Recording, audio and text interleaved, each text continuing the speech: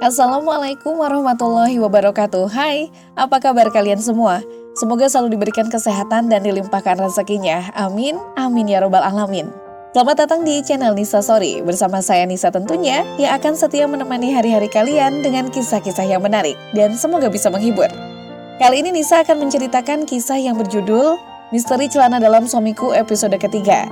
Sebelum lanjut ke ceritanya, Nisa berharap untuk subscribe channel ini dan aktifkan juga lonceng notifikasinya ya, biar kalian gak ketinggalan cerita terbaru dari Nisa. Biar gak penasaran, langsung saja kita ke ceritanya.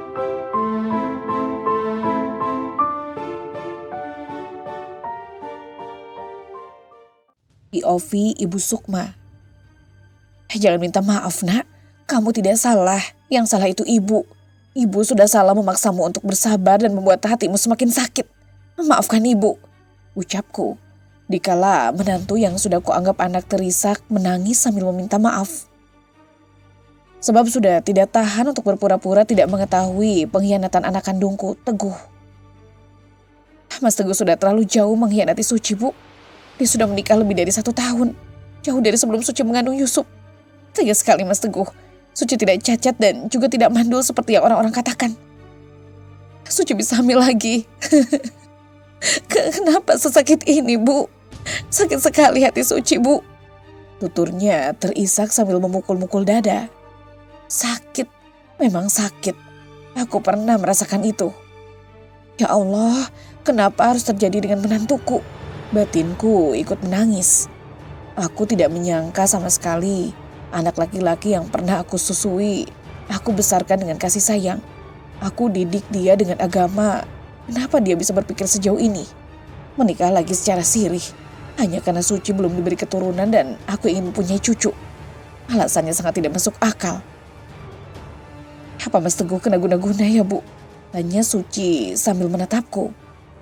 Ibu sudah mendatangi seorang ustadz sejak kamu menemukan sempak busuknya di keranjang Marni. Itu murni dari Teguh, tidak ada pelet, tidak ada guna-guna.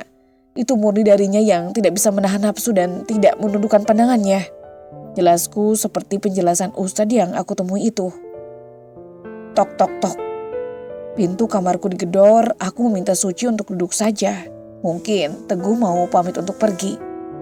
Lama banget sih Bu ketuk pintunya. Ketus wanita perusak rumah tangga anakku. Senyum miringnya dipersembahkan padaku. Kami akan tetap di sini karena Teguh anak kandung satu-satunya yang ibu miliki. Harta warisan peninggalan ayah itu milik Teguh, bukan milik ibu. Tegas Teguh sambil berjalan masuk ke dalam kamar. Sudah mulai mau menjadi anak durhaka dia. Suci, kamu masih bisa menjadi istriku. Aku akan berbuat adil pada kalian berdua. Tidak perlu ada perceraian atau apapun di antara kita. Kepalaku langsung berdenyut mendengar ucapan Teguh. Dia berbicara seolah semuanya tidak menyakiti Suci. Enak saja, aku tidak sudi berbagi suami. Wanita itu bisa memiliki kamu sepenuhnya. Suci menolak dengan tegas. Memang seharusnya begitu. Marni yang masih ada di hadapanku bergumam. Dia tampak tersenyum menyeringai. Wanita ini pasti senang mendengar Suci ingin tetap berpisah dari Teguh. Kalau kamu tetap ingin berpisah, warisan apapun akan menjadi milikku. Kamu akan hidup miskin, Suci. Aku masih berbaik hati ingin tetap mempertahankan pernikahan kita. Ucap Teguh, dia benar-benar membuatku geram mendengarnya. Warisan yang mana yang engkau bicarakan, Teguh? Tanyaku dengan tersenyum miring. Marni terdengar langsung berdecak sambil memutar bola mata malas. Warisan peninggalan ayah, rumah pabrik, toko sembako dan... Keluarlah, Azka akan datang membawa pengacara. Kamu akan mendapatkan warisan yang sesungguhnya. Ucapku memotong ucapan anak yang sudah kuanggap seperti orang lain itu. Perbuatannya membuatku malu untuk menganggapnya sebagai anak. Gitu dong, jangan cuma mentingin wanita itu.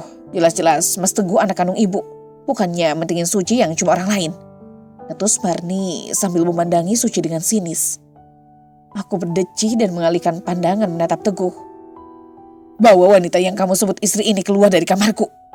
Sebelum aku kehilangan kewarasan dan membuatnya berhenti bernapas. Bentakku keras. Wanita tuh sial. Teriak Marni kesakitan. Sebab aku menutup pintu saat jarinya masih terpegang di daun pintu. Plak. Hau, kenapa kamu menamparku, Mas? Jangan menyebut ibuku seperti itu. Aku tidak suka mendengarnya. Hardik Teguh. Decak Marni sambil berlalu dari depan kamar. Maafkan. Pergilah. Ucapku memotong ucapan Teguh dan menutup pintu kamar. Tidak suka wanita itu menyebutku seperti itu, tapi dia suka membuat perasaanku sakit karena perbuatannya. Aku mengajak Suci untuk makan setelah beberapa jam yang lalu mengetahui kenyataan yang menyakiti hatinya. Menantu yang sudah kuanggap anak itu menjadi tidak berselera untuk makan. Ini kamu harus makan yang banyak. Cucu ibu perlu ASI yang cukup. Jangan memikirkan Teguh lagi. Perceraian kalian akan diurus secepatnya. Ucapku lalu mengajak Mbok Nem, Sari dan Pak Tejo untuk ikut makan bersama di meja makan. Kami di dapur saja Nyonya, kata Mbok Nem sungkan. Ikuti perintah saya Mbok. Ayo duduk dan habiskan semua makanannya, titahku. Mereka kembali duduk sambil melihat ke arah kamar Marni yang mulai terbuka. Teguh dan Marni keluar kamar dengan tangan saling bergandengan. Makan dan habiskan, perintahku. Mereka langsung makan, namun Suci membawa makanannya pergi menuju kamar. Seperti anak kecil saja, sindir Marni. Dia pasti sedang menyebut Suci. Kalian mau ngapain? Tanyaku saat Teguh duduk di kursi Suci dan Marni masih berdiri karena tidak mempunyai tempat duduk lagi. Mau makanlah Bu, Teguh sudah lapar, jawab Teguh. Sari, memang tuh tidak tahu diri, pergi sana makan di dapur, usir Marni pada Sari. Hebat sekali wanita itu. Belum 1 hari dia diakui istri oleh Teguh. Sifat sombongnya langsung keluar. Mbok Nem, setelah makan, Mbok boleh pulang dan bawa lauk dan nasinya semua. Jangan ada yang tersisa. Aku memberikan perintah. Karena Mbok Nem sudah selesai makan, Mbok Nem menuruti perintahku tanpa bantahan. Sari ikut membantu membawa makanannya. Mereka seolah mengerti dengan situasi yang sudah terjadi di dalam rumah ini. Kami mau makan, letakkan kembali woi, teriak Marni. Mbok Nem dan Sari tidak menghiraukan ucapannya. Aku tertawa melihatnya. Wanita ini memang tidak punya rasa malu sama sekali. Mungkin urat malunya sudah putus. Mas Teguh lapar Bu, kenapa tega sekali kamu membuat anakmu sendiri kelaparan? Marni menatapku geram. Jangan panggil aku dengan sebutan itu. Hanya anakku Suci yang boleh memanggilku ibu. Kamu panggil aku Nyonya, karena tidak ada tempatmu di dalam keluargaku. Marni mencebikkan bibirnya. Sampai kapanpun aku tidak menerimanya menjadi bagian dari keluargaku. Gorengkan aku telur, aku sangat lapar, titah Teguh pada istri keduanya itu. Ogah, minta Sari yang menggorengkannya, ketus Marni sambil melipat tangannya ke dada. Teguh pun membuang napas panjang. Aku tersenyum melihat ekspresi kesal yang ditunjukkan Teguh. Pasti dia sedang membandingkan Suci dan Marni sekarang. Kalau Suci, dia akan membuatnya langsung tanpa menyuruh pembantu ataupun menggerutu. Ting tong. Itu Azga sudah datang, ucapku setelah mendengar bel berbunyi berulang-ulang. Marni langsung berdiri, dia sangat bersemangat untuk membuka pintu. Begitu juga dengan Teguh, wajahnya langsung cerah. Karena warisan yang dia impikan seolah sedang menghampirinya. Aku masuk ke dalam kamar, membawa Suci untuk ikut mendengar penjelasan dari Di mana yang akan saya tanda tangani? Ucap Teguh sambil meraih selembar kertas dari tangan pengacaraku. Marni terus memegangi lengan Teguh. Bibirnya tak berhenti mengukir senyum. Harta berlimpah akan membuatnya bahagia, pasti itu yang ada di pikirannya. Ini siapa? Tanya Pak Inder. Padahal aku sudah memberitahunya, masa iya dia lupa? Ini, Teguh langsung membulatkan matanya, lengannya langsung ditarik dari tangan Marni. Kenalkan, saya istrinya Mas Teguh Pak. Marni mengulurkan tangannya setelah memperkenalkan diri, namun terpaksa ditarik kembali ulurannya, karena Pak Inder sama sekali tidak menyambutnya. Iya Pak, dia ini istrinya suami saya, sambung Suci. Aku mengusap bahu Suci, ini yang aku inginkan. Suci yang selalu menampakkan lesung pipi ketika tersenyum, bukannya murung meratapi nasibnya. Apa yang terjadi? Ada apa ini? Azga bertanya karena memang dia tidak pernah mengetahui tentang kebohongan Teguh dan juga tentang hubungan Teguh dengan pembantu itu. Aku sama sekali belum menceritakan apapun padanya. Begini, pria yang bernama Teguh ini sudah menikah dengan wanita ini. Sudah lebih dari 1 tahun pernikahan mereka. Nikah sirih, jelasku. Marni tersenyum namun Teguh menjadi gusar. Iya, dan aku lagi mengandung benih dari Mas Teguh, ucap Marni penuh kebahagiaan. Menjijikan sekali, dejak Suci sambil membuang pandangan ke arah televisi yang menyala. Bag, pelak. Aku tertegun melihat Azga yang langsung memberikan bogeman dan tamparan ke wajah Teguh. Teguh tidak melawan. Anak angkat tidak berguna. Kenapa kamu memukul suamiku? Bentak Marni, matanya nyalang menatap Azka. Mau kamu aku tampar juga? Teriak Azka tepat di wajah Marni. Marni langsung duduk kembali di samping Teguh. Tak menyangka bila Azka melakukan itu. Jangan ikut campur Azka, ini urusanku.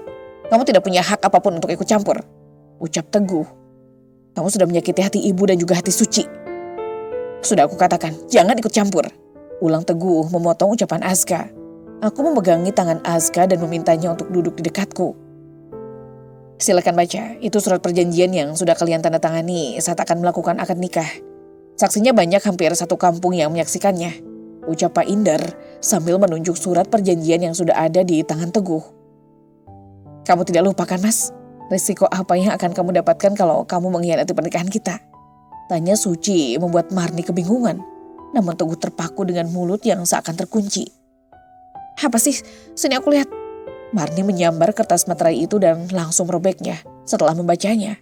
Itu tidak berpengaruh apa-apa karena itu hanya salinannya saja. Azka, ayo usir mereka berdua dari rumah ini. Tegasku sambil berdiri. Mas, lakukan sesuatu. Jangan sampai hakmu ditahan sama mereka. Ini hanya surat yang tidak berguna. Marni masih saja tidak percaya. Surat perjanjian yang ditandatangani Teguh dengan penuh kesadaran. Siapa yang di antara mereka yang mengkhianati pernikahan, maka tidak akan mendapatkan apapun dari harta yang sudah susah payah aku kumpulkan. Tenang saja, Teguh masih bisa mendapatkan 20% bagian untuknya. Aku tidak serakah dan seegois itu kok. Aku mana tega melihat orang menjadi gembel.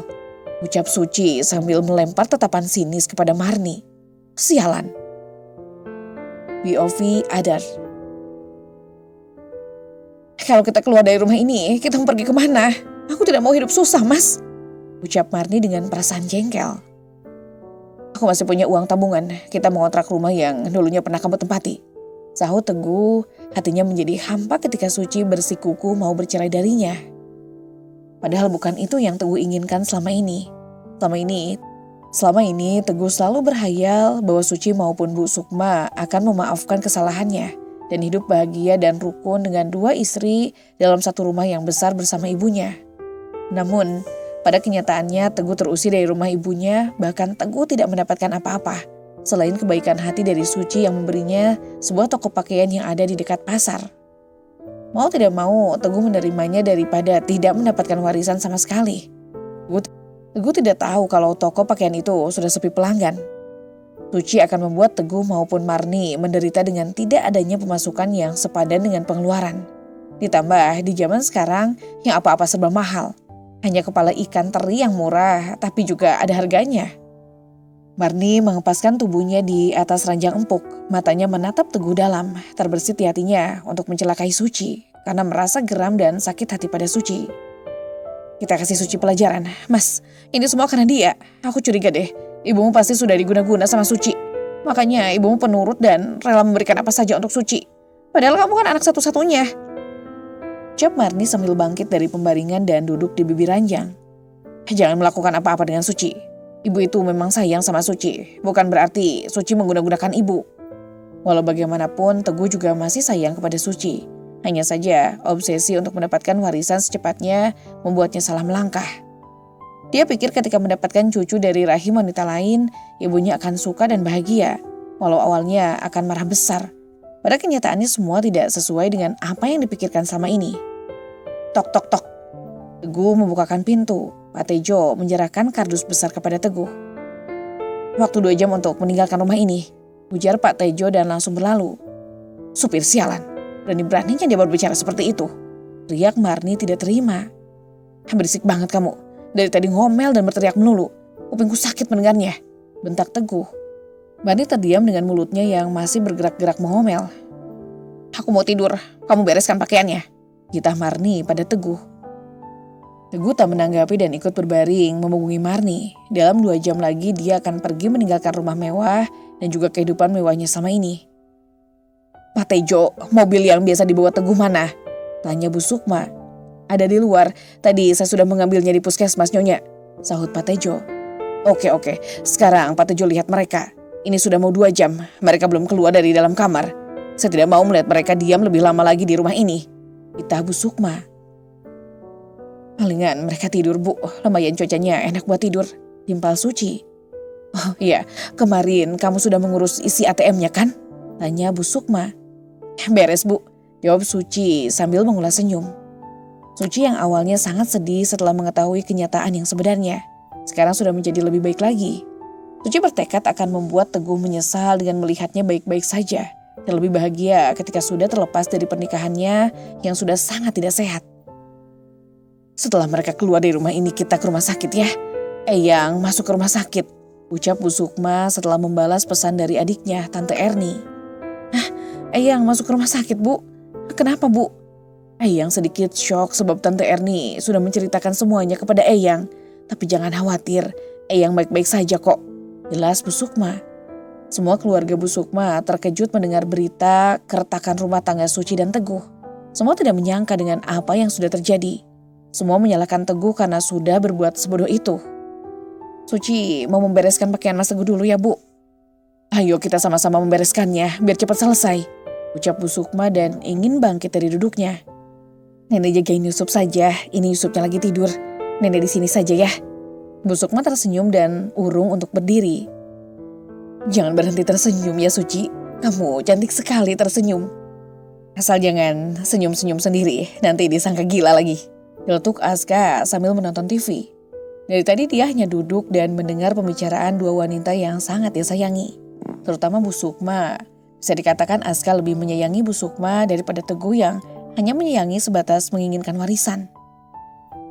Tumben nyeletuk, biasanya juga diam kayak patung. Sindir Suci pada Aska dan berlalu menuju kamarnya. Bu Sukma memandangi Aska, lalu tersenyum ketika Aska tersenyum melihatnya.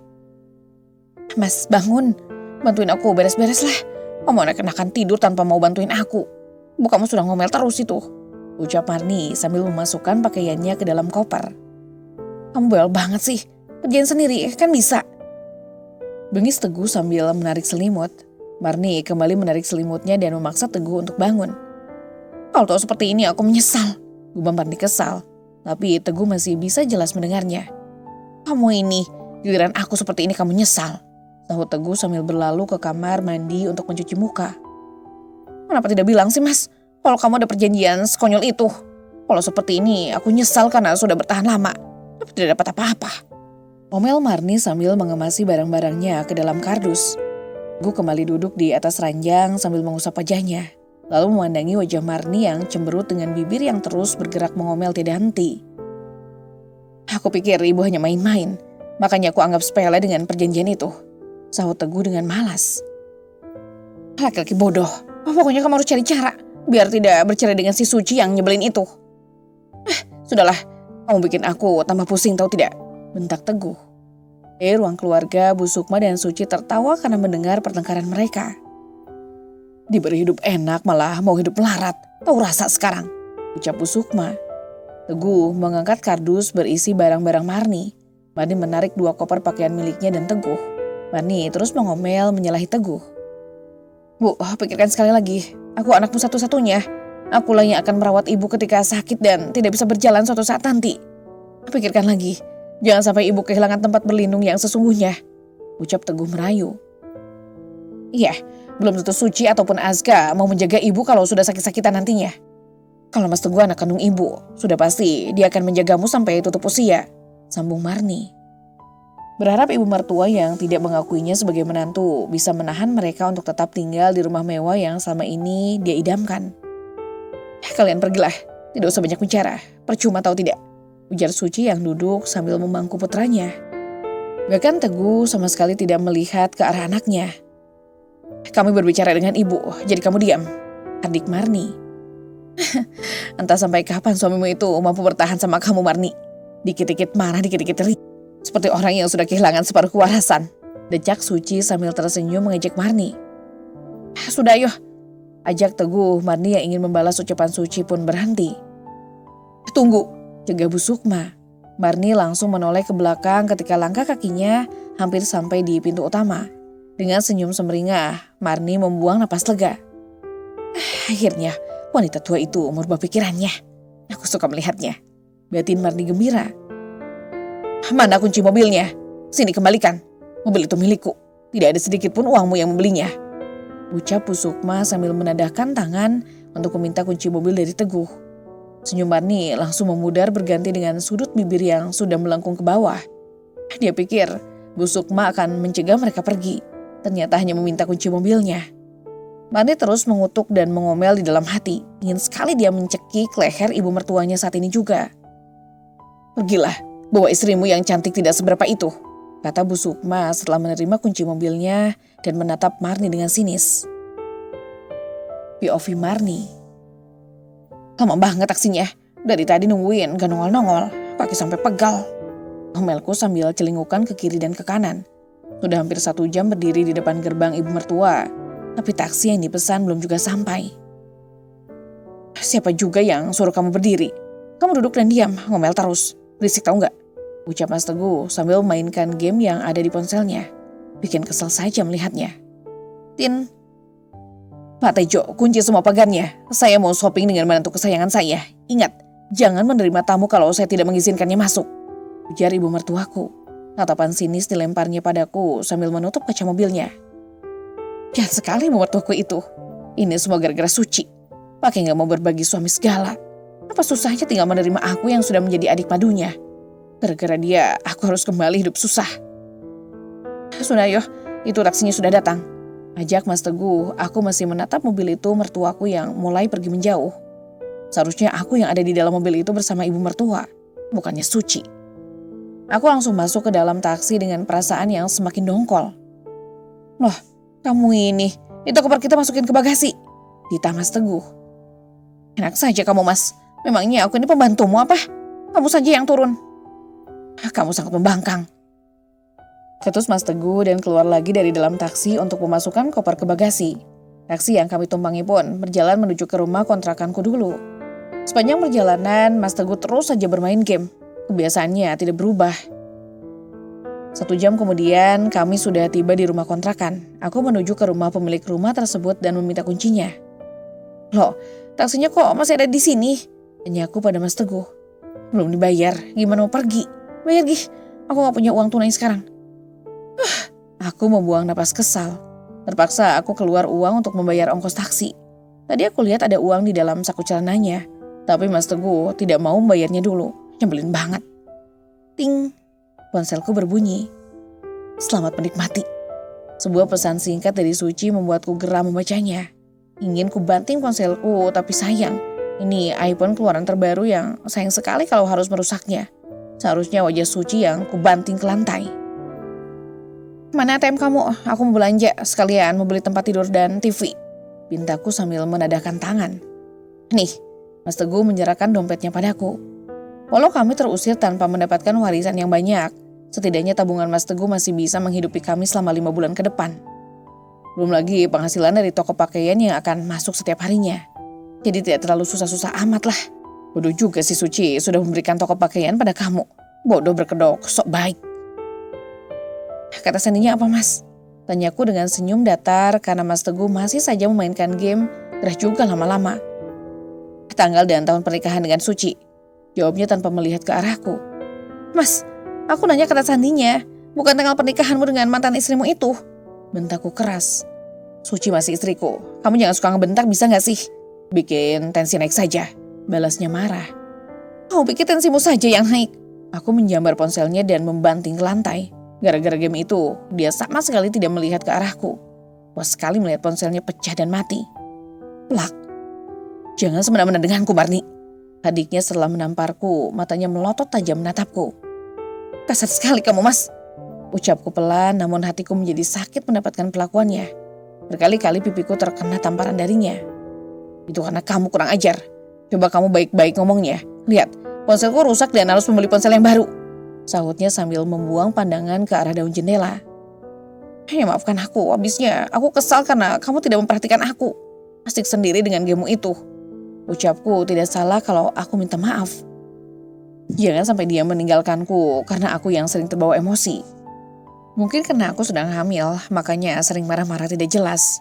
Mas Teguh tampak menarik napas dalam-dalam, lalu merangkul pundakku dan meminta maaf juga. "Ayo, sama-sama kita belanjanya," ajak Mas Teguh. Aku tersenyum menanggapinya. Aku pun bersiap mengganti pakaianku yang lebih bagus dan menarik bila dipandang mata. Aku tidak mau kalau mata Mas Teguh sampai melirik ke arah wanita lain. Kami pergi menggunakan motor milik tetangga sekaligus teman dekatku. Di perjalanan menuju pasar, hujan turun dengan tiba-tiba, padahal awan mendung sama sekali tidak terlihat. Kami berhenti tepat di depan toko pakaian. Baju depanku sudah basah sebagian, aku pun membujuk Mas Teguh untuk membeli pakaian yang baru. "Kamu pilih saja, aku mau ke ATM dulu," ucap Mas Teguh dan berlalu pergi ke arah minimarket yang ada di seberang jalan. Yes, kalau gini kan enak, mau apa aja diturutin. Aku masuk ke dalam toko pakaian dengan hati yang gembira. "Sayang, ambil 3 ya." Aku menoleh ke asal suara, tampak seorang wanita sedang berbicara dengan seorang pria. Mungkin itu suami atau kekasihnya. Posisi pria itu menghadap ke arah wanita itu dan membelakangiku, makanya aku tidak bisa melihat wajahnya. "Ambil aja, apa sih yang gak boleh buat istriku tercinta? Apapun yang kamu mau, ambil saja. Kalau perlu tokonya sekalian kita beli." Sahut pria itu, ternyata itu suaminya. Dari ucapannya sudah bisa ditebak kalau pria itu tajir. Tapi tunggu dulu, suaranya seperti tidak asing di telingaku. Aku memilih pakaian sambil mencoba untuk melihat wajah pria itu. "Marni," Mas Teguh memanggilku dari luar toko pakaian. Aku mengangguk dan berjalan mendekat ke arahnya. "Ada apa, Mas? Apa uangnya sudah diambil?" Tanyaku. Mas Teguh menggeleng lemah, mataku langsung menatapnya lekat. Wajahnya terlihat tidak selau.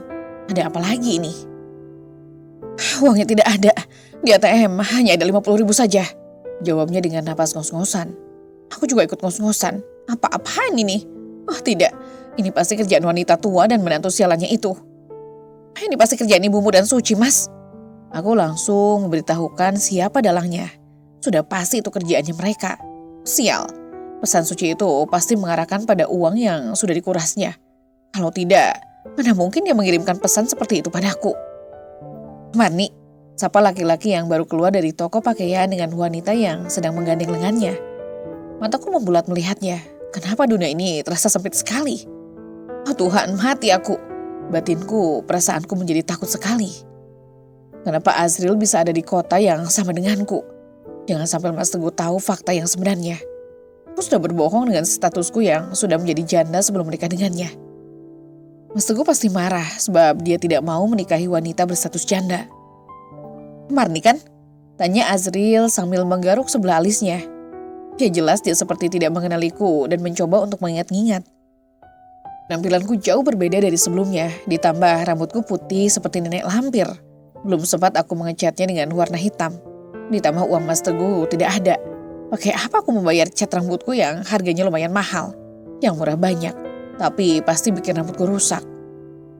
"Mas, kamu kenal wanita ini? Apa ini wanitanya yang kamu ceritakan padaku?" tanya istri Azril. Azril mengangguk. Gayanya tak kalah modis dengan tas mahal yang tergantung di tangan kirinya. Apa Azril mendapatkan istri yang kaya sekarang? Sepertinya begitu, sebab Azril ini terkenal pemalas dan pengangguran. "Iya, ini istri saya Marni," sahut Mas Teguh. "Oh ya, kamu Azril kan? Aku baru ingat, dia teman sekolahku waktu di kampung Mas, hanya sebatas teman tidak lebih." Timpalku, sengaja mengatakan hanya sebatas teman agar Azril tidak berbicara lebih jauh lagi. Azril tersenyum menanggapi, perasaanku tidak enak saat melihat senyumnya itu. "Ya, hanya teman biasa. Ngomong-ngomong, waktu anakmu meninggal dunia, kamu kenapa tidak pulang?" Tuh kan, Azril mencari gara-gara denganku. "Anak," Mas Teguh menyahut. "Gak penting banget nih orang, ngomong apa juga. Yuk Mas, kita pergi saja dari sini," ajakku. Namun Mas Teguh tidak mau bergerak sedikit pun dari tempatnya berdiri. "Jangan terlalu dalam membohongiku, Marni," bentak Mas Teguh, lalu meminta Azril untuk jujur kepadanya. Aku menatap Azril, memohon agar dia tidak membuka suara. "Begini loh Mas, Marni ini mantan istrinya suami saya." "Iya kan Mas?" ucap istrinya Azril ingin kusumpal mulutnya pakai sendal. "Oh, salam kenal," ujar Mas Teguh sambil menjalami Azril. Setelah saling berjabat tangan, Azril pergi mengendarai mobil mewah. Azril sudah benar-benar berubah sekarang. "Jelaskan di rumah, ayo kita pulang." Mas Teguh menarik tanganku kasar menuju motor. Sepanjang perjalanan kami hanya diam tanpa bersuara sepatah kata pun. Mas Teguh pasti marah sekarang. Bodoh amat lah, sudah ketahuan juga, lagipun keadaannya sudah berbeda. Kalau masih berada di rumah mewah ibunya, pasti aku sudah ketar-ketir sekarang. Kenapa kamu tidak jujur? Tanya Mas Teguh ketika pintu rumah baru saja tertutup. Sudah terlanjur Mas, jalani saja seperti biasanya. Aku juga sudah menerima kamu yang sudah mempunyai istri. Masa iya kamu mempermasalahkan tentang statusku yang dulu? Ucapku. Kalau dipikir-pikir, tidak perlulah aku takut kehilangannya. Mas Teguh sudah tidak punya uang. Kalau mengharap toko itu, sudah pasti hidupku susah. Cinta sih cinta, tapi kalau harus hidup susah, aku mana mau. Baiklah, aku akan mencoba menerimanya, ujar Mas Teguh. Terserahlah, sekarang aku perlu uang. Semua tidak ada untuk dimasak. Aku sudah lapar, kataku dengan malas. Tunggu sampai anak ini lahir, kalau kehidupanku tidak berubah dan Mas Teguh masih tidak mempunyai penghasilan yang besar, siap-siap kena tinggal. Aku masih cantik, muda dan seksi. Si banyak para suami di luar sana yang sudah mapan yang masih mau sama aku. Ini hemat-hematin, cukupkan seminggu, ujar Mas Teguh sambil menyerahkan 3 lembar uang merah padaku. Kamu masih waras kan Mas? Ini mana cukup buat seminggu? Mau masak apa dengan uang cuma segini? Protesku. Tidak habis pikir otakku. Uang segini untuk seminggu. Belum lagi harus membayar listrik dan air. Gas saja kosong. Pintar-pintar kamu menghematnya. Tidak perlu masak yang enak-enak. Yang penting masih bisa makan dan ada beras. Sahutnya enteng. Tambahin lagi. Sudah tahu semuanya kosong di dapur. Lah, mana ada lagi. Ini tinggal sisa untuk ongkos ke pasar besok pagi. Besok saja aku tambahin. Ucapnya. Kesal juga lama-lama mendengarnya. Lebih baik aku membeli nasi bungkus saja daripada masak. Bikin sakit kepala memikirkannya. Uang segini untuk makan 2 hari saja tidak cukup. VOP Teguh. Aduh Mas, kalau seperti ini terus aku mana tahan. Aku capek berhemat terus Mas. Sungut wanita yang tengah berbadan 2 itu. Dan tidak akan lama lagi dia akan melahirkan. Aku hanya bisa tersenyum menanggapi ucapannya. Mau gimana lagi? Toko pakaian milikku benar-benar sepi. Dalam beberapa bulan hanya hitungan jari saja orang yang berbelanja di tokoku. Pergi ke rumah ibu kamu Gih, minta duit. Tidak lama lagi aku melahirkan dan duit pegangan sama sekali tidak ada. Suruhnya dengan wajah masam. Malulah, sahutku ketus. Kok malu? Kalau malu mau pakai apa untuk membayar biaya melahirkan nanti? Pakai daun? Gak becus banget jadi suami. Malulah, kamu pikir aku apaan? Datang-datang minta duit. Mau diletakkan di mana wajahku ini? Balasku dengan bersungut. Bisa-bisa Suci akan tertawa melihat penderitaanku sekarang. Belum lagi wajahku yang hampir tidak pernah menggunakan sabun wajah setelah berpisah dengannya. Ketampananku pun menghilang berganti dengan wajah dekil dan berjerawat. Kalau gitu, kamu hubungi mantan istri kamu itu. Enak saja dia menikmati kekayaan ibumu sendirian. Kamu harus tegas dong Mas. Kamu berhak mendapatkannya. Lagi dan lagi, Marni masih membahas persoalan harta dan harta. Sangat bosan telingaku mendengarnya. Kamu tahu sendiri kan, aku tidak bisa mengganggu-gugat harta warisan atau apapun lagi. Kamu mau aku masuk penjara? Kalau gitu pinjam saja uang ibumu, tapi gak usah diganti. Perintah Marni dengan berteriak. Aku yakin para tetangga sedang mendengarkan pertengkaran kami sekarang. Marni memang tidak tahu malu. Enggak lah, aku malu. Jangan memaksa aku untuk meminjam uang pada ibu. Aku malu. Nanti apa kata Suci dan ibu? Mereka pasti tertawa geli saat mendengar aku mau meminjam uang. Aku tidak mau. Tegasku. Kamunya saja yang bego. Dia tegas jadi laki-laki. Kamu itu sama sekali tidak berguna. Aku tidak mau tahu. Kamu harus mendapatkan uang dengan cara apapun. Teriaknya sambil pergi berlalu dari hadapanku. Brak.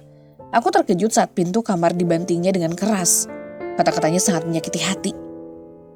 Kalau diturutkan emosi, Marni pasti sudah tinggal namanya saja sekarang. Mas, pinjamlah uang pada ibumu. Aku yakin kalau ibu pasti akan memberinya. Coba saja hubungi Suci ataupun ibu kamu. Coba ya. Rayu Marni dengan wajah memelas. Tadi marah-marah mirip singa, sekarang merayu-rayu mirip kucing. Aduh. Ya aku coba. Sautku malas sekali kalau harus berdebat lagi. Aku mencari nomor Suci dan akan mencoba menelepon nomornya. Sudah sangat lama aku tidak menelponnya. Semoga saja nomorku tidak diblokirnya. Saat panggilan masuk, aku pun mengucap syukur di dalam hati. Nomorku tidak diblokirnya. Artinya Suci tidak membenciku. Berkali-kali aku menelepon namun tidak diangkatnya. Mungkin dia sedang sibuk. Aku mencoba menelepon ibu, walau berat, tapi aku terpaksa menelepon ibu. Semoga ibu mau memberikanku uang atau meminjamkan uang padaku. Lagi dan lagi harapanku untuk meminjam uang menjadi musnah. Tanpa berbicara, ibu langsung memutuskan sambungan panggilan. Sepertinya ibu masih marah, ucapku. Kamu pergi saja ke rumahnya, aku yakin Ibumu tidak akan mengusirmu ketika kamu datang langsung ke sana. Dan ingat, pinjam uang yang lebih buat kebutuhan dapur juga, kata Marni sambil makan cemilan. Aku pun mengikuti usulnya. Aku berangkat menuju rumah ibu dengan menaiki sepeda. Wajahku sudah malu sekali kalau harus terus-menerus meminjam motor milik tetangga. Tidak sampai setengah jalan, aku memutuskan untuk berbalik lagi ke rumah. Setelah dipikir-pikir, ada baiknya kalau aku tidak meminjam uang pada ibu. Takutnya aku akan menjadi sangat malu bila ibu tidak memberinya. Lebih baik toko itu aku jual saja. Kenapa balik lagi? Bentak Marni. Wanita yang sudah 2 tahun bersama denganku itu tidak pernah bermulut manis saat berbicara denganku. Terlebih lagi saat aku sudah terusir dari rumah ibuku. Bermulut manis kalau saat aku sedang memegang uang saja. Jual saja tokonya.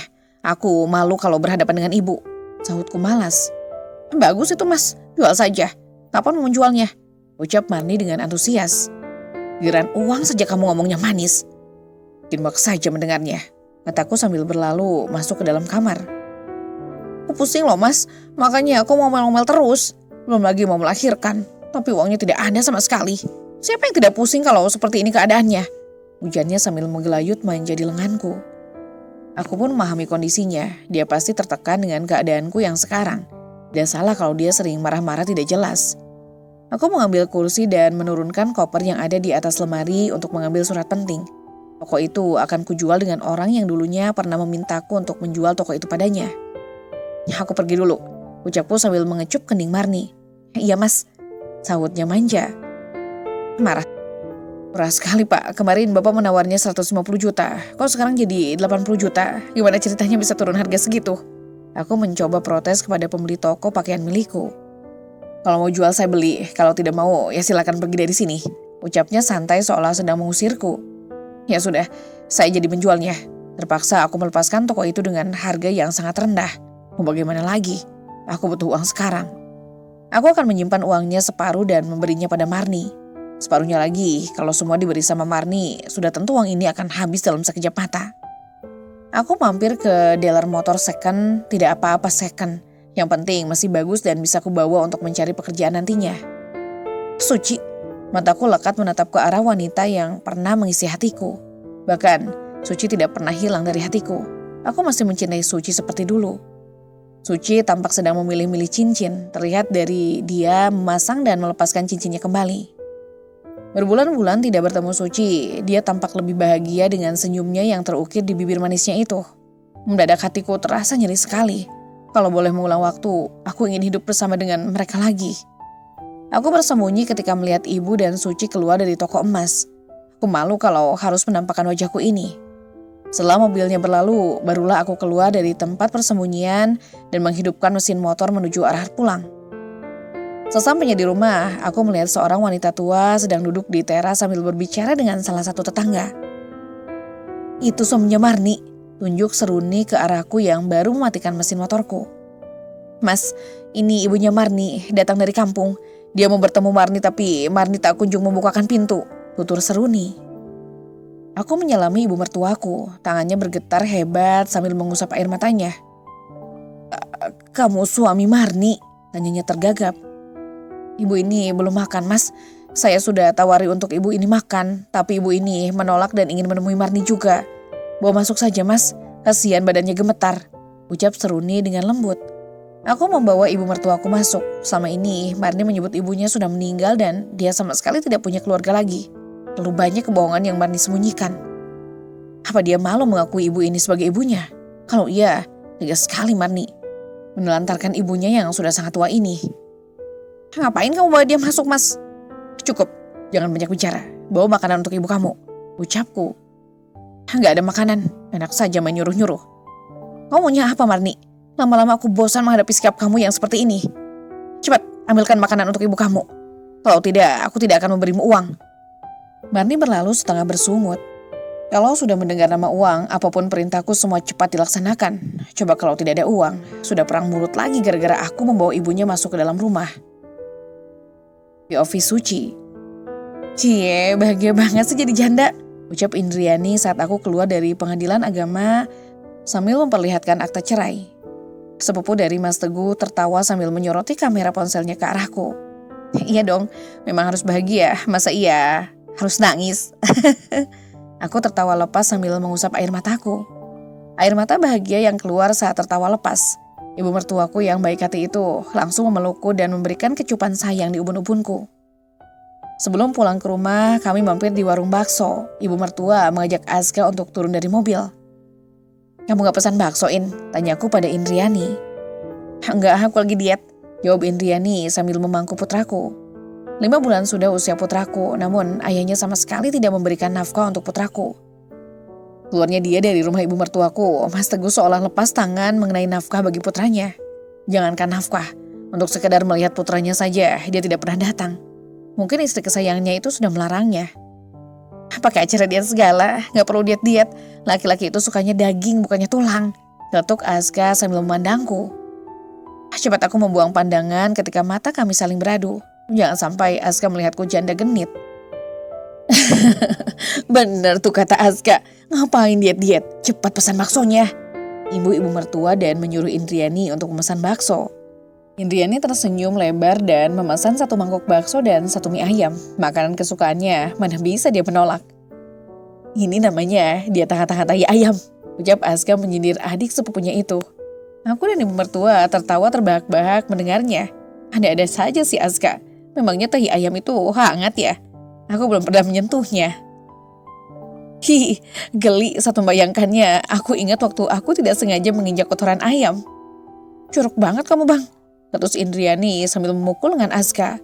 Ponselku berdering, nomor dari Mas Teguh memanggil. Aku mengabaikannya dan menggeser mode hening. "Kok gak diangkat? Dari siapa?" tanya ibu mertua sambil menatapku. "Nggak penting, Bu," jawabku. Menghabiskan waktu saja untuk mengangkatnya. Kalau dia mau menanyakan kabar Yusuf, dia bisa datang langsung tanpa menghubungi melalui ponsel. Ponsel ibu mertua berdering. Ibu mertua menyuruh Azka untuk mengangkatnya dan menyalakan pengeras suara. "Dari Teguh," bisik ibu mertua di telingaku. "Bu, Teguh mau pinjam uang," ucap Mas Teguh. Nada bicaranya sangat memprihatinkan. Apa yang sudah terjadi dengannya? Apa dia sangat menderita sekarang? Aku rasa begitu. Sebab aku pernah beberapa kali tidak sengaja melihatnya terduduk lesu di pinggir jalan. Ibu mengkode pada Azka untuk mematikan sambungannya. "Bukannya nanyain kabar ibunya, malah nelpon minjem duit. Kebangetan banget Bang Teguh," ujar Indriani. Benar yang dikatakan Indriani, seharusnya Mas Teguh menanyakan kabar ibu. Sebab keluarnya Mas Teguh dari rumah, ibu mertuaku sering sakit.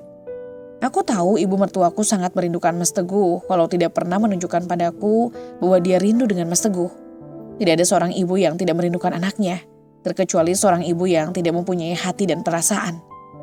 Selesai makan, kami pun menuju arah pulang. Azka pamit pergi ke pabrik setelah kami turun dari dalam mobil. "Emang Azka berbeda ya, Bu? Lebih murah senyum dan hobi berbicara sekarang," kata Indriani saat mobil yang dikendarai oleh Azka sudah pergi menjauh. "Mungkin sedang jatuh cinta," sahut ibu mertua dengan senyum yang terukir manis. "Jatuh cinta? Perasaan belum pernah melihat wanita yang membuatnya jatuh cinta. Siapa wanita yang berhasil merebut hati pria kutub itu?" Entah kenapa ada rasa yang sulit kuungkap dari lubuk hatiku. Apa aku cemburu? Kok cemburu? Ada-ada saja. Setelah 1 minggu lamanya aku mencoba untuk menyelidiki siapa kekasihnya Azka. Akhirnya aku pun menyerah.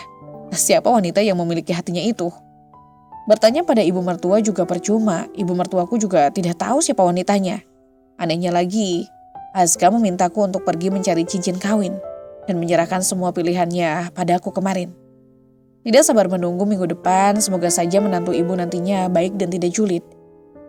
"Azka kok belum pulang ya? Hari sudah hampir mau maghrib," ucap ibu mertua terlihat cemas. "Mungkin lagi pacaran, Bu," sahutku. "Gak mungkin, Suci. Ibu kenal Azka. Tidak mungkin dia terlambat pulang tanpa mengabari." Deg. Benar kata ibu mertua, Azka tidak pernah seperti ini biasanya. Kemana dia? Aku langsung menelponnya tapi tidak aktif. "Tin-tin," suara klakson mobil saling bersahutan di luar rumah. Aku dan ibu mertua langsung keluar melihatnya. Eyang, Tante Erni dan keluarga besar keluar dari dalam mobil. Senyum merekah mereka tunjukkan padaku yang tertegun melihatnya. Mereka berpakaian sangat rapi seperti mau ke kondangan saja. Masing-masing membawa beraneka kue dan makanan lainnya. Apa mereka sedang bersiap untuk melamar kekasihnya Azka? Aku kok gak diberitahu? "Ada acara apa ini, Bu?" tanyaku pada ibu mertua. Ibu mertua tak kalah berseri dengan senyum kebahagiaan yang terpancar. Kita mau merayakan hari kebahagiaan keluarga besar kita, jawab ibu mertua. Kebahagiaan apa ibu? Apa Azga mau melamar kekasihnya? Atau mau menyambut kedatangan kekasihnya malam ini? Tapi bukannya masih 1 minggu lagi untuk melamarnya? Tanyaku beruntun. Sepertinya hanya aku yang tidak tahu hari kebahagiaan apa yang mereka maksud. Nanti kita tunggu sebentar lagi. Azga akan mengatakannya nanti. Dia masih berada di perjalanan menuju ke sini, sahut Tante Erni. Dek, dek. Jantungku berdetak lebih cepat ketika mendengarnya. Sudah kuduga, mereka pasti mau menyambut kedatangan Azga dengan calon istrinya. Kalau iya, kenapa aku yang merasa gelisah? Sepertinya aku butuh mandi lagi. Buru-buru aku menuju kamar dan menyambar handuk untuk mandi. Minimal aku harus wangi dan cantik saat Azga memperkenalkan calon istrinya. Kok gini sih? Aku menggerutu sambil mencuci muka. Keluar dari kamar mandi, tampak ibu mertua dan Tante Erni sudah duduk di bibir ranjang. Anakku Yusuf tidak akan lepas dari pangkuan Tante Erni ketika dia datang ke rumah ini. Aku bahagia memiliki keluarga yang tidak punya hubungan darah sedikit pun, tapi memperlakukan aku dan menganggapku layaknya keluarga sendiri. Perlakuan mereka tidak pernah berubah setelah aku berpisah dengan Mas Teguh. Aku merasa menjadi wanita yang paling beruntung di dunia ini. Sudah selesai mandinya. Aku mengangguk menanggapi ucapan ibu mertua. Pakailah ini, kamu harus terlihat cantik dari biasanya. Kita ibu mertua sambil menunjuk pakaian yang masih tergantung di gagang pintu lemari. Mereka keluar kamar setelah aku bersedia memakai pakaian yang ibu mertuaku beri. Ibu mertua memang yang terbaik. Dia selalu memperhatikan penampilanku agar terlihat cantik di setiap acara apapun. Entah kapan ibu mertua membeli pakaian ini untukku. Setelah aku bersiap-siap, aku keluar kamar. Semua memandangku serentak. Keluarga besar dari ibu mertua semua tersenyum menatapku. Gak nyangka kalau Suci akan... Indriani langsung terdiam ketika Tante Erni menepuk jidatnya. Lupa aku, seru Indriani sambil terbahak. Tante Erni mengangkat panggilan dari ponselnya yang berdering. Kok bisa? Di rumah sakit mana? Baiklah, ucap Tante Erni dengan wajah yang sangat terlihat panik. Ada apa? Tanya suami Tante Erni. Iya, ada apa Erni? Itu Azga. Ngomong yang benar, itu Azga. Kenapa dengan Azga? Ada apa, cepat katakan? Tanya ibu mertua beruntun. Azga kecelakaan, jawab Tante Erni dengan suara yang keras. Badanku menegang seketika. Sedetik kemudian tungkai kakiku terasa lemas. Kita ke rumah sakit sekarang, ayo semuanya. Ajak Eyang yang sudah lebih dulu berjalan di depan. Mbok, tolong jagain Yusuf sampai saya kembali lagi ke rumah. Tolong ya Mbok. Mintaku pada Mbok Nem. Mbok Nem mengangguk. Aku pun menyusul mereka dari belakang. Semoga tidak terjadi hal yang serius pada Azga. Batinku berdoa di sepanjang perjalanan menuju rumah sakit.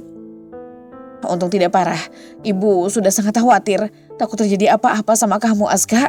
Ucap ibu mertua berurayan air mata. Azga, tidak apa-apa Bu. Hanya luka kecil saja. Jangan menangis Azga mohon. Sahut Azga. Luka kecil apaan? Ini tangan dan kepalamu diperban. Kenapa bisa ditabrak sih? Kamu nyebrang jalannya gak lihat kiri kanan lagi apa? Tanya Tante Erni. Iya Tan. Azga terburu-buru soalnya takut bidadari Azga lama menunggunya. Jawab Azga sambil tersenyum dan beralih menatapku. Apa-apaan sih Azga? Bikin aku salah tingkah saja. Untung bidadarinya nggak ada di sini. Kalau ada pastinya cemburu kalau melihat Azga mencuri pandang padaku. Gaunnya cantik ya Bu. Pas banget dengan selera Azga. Apalagi pas Suci yang memakainya. Cantiknya makin bertambah. Ujar Azga. Aku langsung memandang ke semua orang yang ada di ruang rumah sakit. Mereka semua menatapku dengan tersenyum semeringah. Bikin malu saja Azga. Apa maksudnya Azga? Tanyaku langsung pada Azga. Pipiku sudah memerah semua karena menahan malu. Suci Lafatunisa, maukah engkau menikah denganku? Dek. Bersambung.